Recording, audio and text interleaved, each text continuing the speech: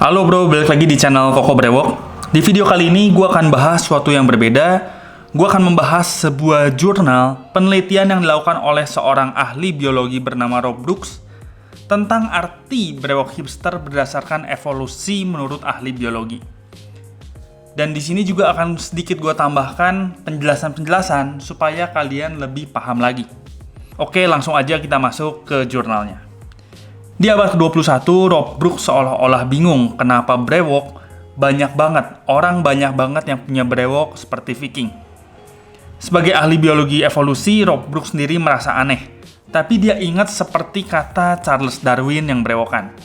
Facial hair itu sebenarnya seperti ekor dari merak atau seperti tanduk dari rusa, yang memang fungsinya sendiri untuk memikat pasangannya, untuk memikat lawan jenisnya.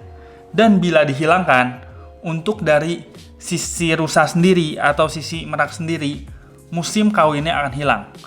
Nah, dan ini juga berlaku untuk manusia yang merupakan bagian dari mamalia.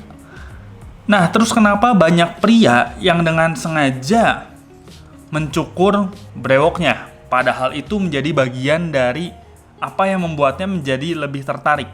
Jadi di sini banyak faktor juga, selain faktor agama, ada faktor yang lain lagi.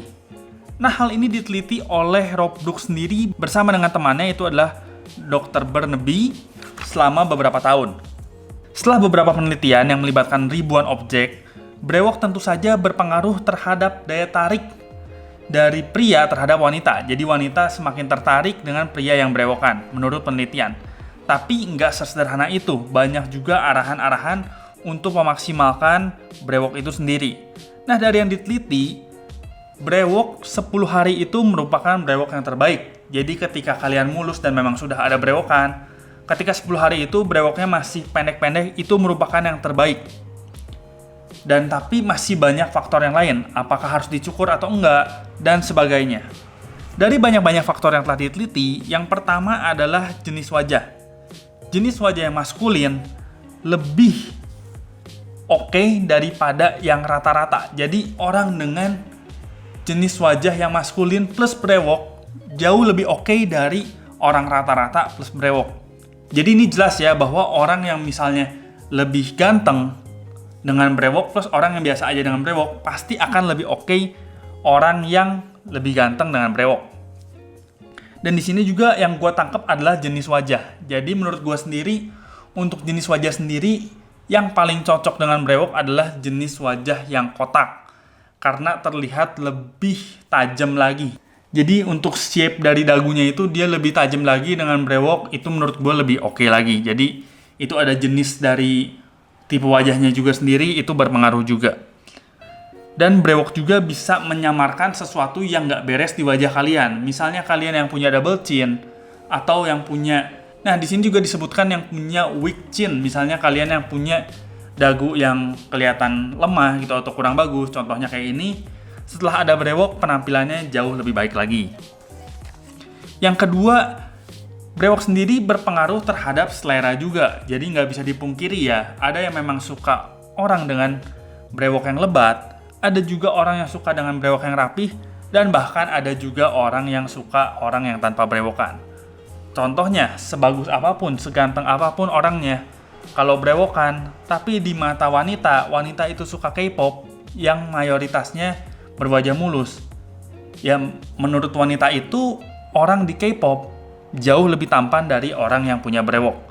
Sedangkan mungkin yang idola-idolanya adalah aktor-aktor Hollywood yang mayoritas punya brewok.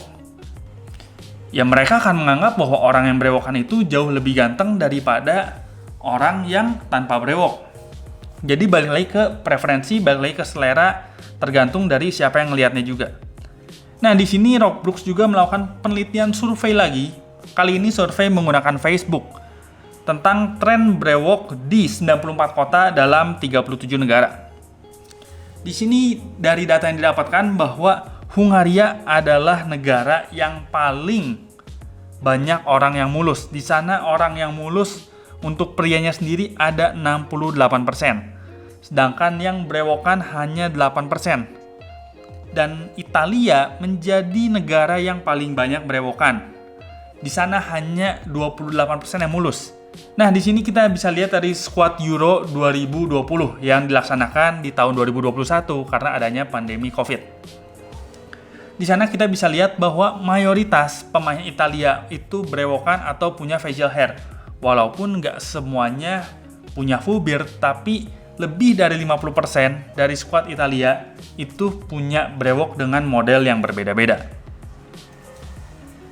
Di sini juga dilakukan penelitian yang lain terhadap kota New York. Di sana 60% mulus, sedangkan di Amerika bagian yang paling banyak orang berewokan itu ada di San Antonio dan Texas. Di sana hanya 9% yang mulus dan 91% warganya berewokan. Jadi kalau kalian berkunjung ke San Antonio atau ke Texas, mungkin kalian akan nemuin orang berewokan itu banyak banget. Dan yang terakhir adalah brewok di US itu adalah brewok yang paling banyak jenisnya. Jadi orang yang paling sering berganti-ganti model brewok dan perbandingannya itu 1:4 dibandingkan negara-negara lainnya. Oke, jadi sekian untuk video kali ini. Untuk kalian yang misalnya tertarik untuk langsung membaca jurnalnya, kalian bisa kunjungi linknya di kolom deskripsi. Dan kalau kalian punya saran, apalagi yang harus gue bahas, jurnal apa lagi, atau penelitian apa, atau topik apa aja yang sebaiknya gue bahas di channel ini, jangan ragu untuk tulis di kolom komentar. Oke, sekian, gue Koko Brewok, pamit dulu. Ciao.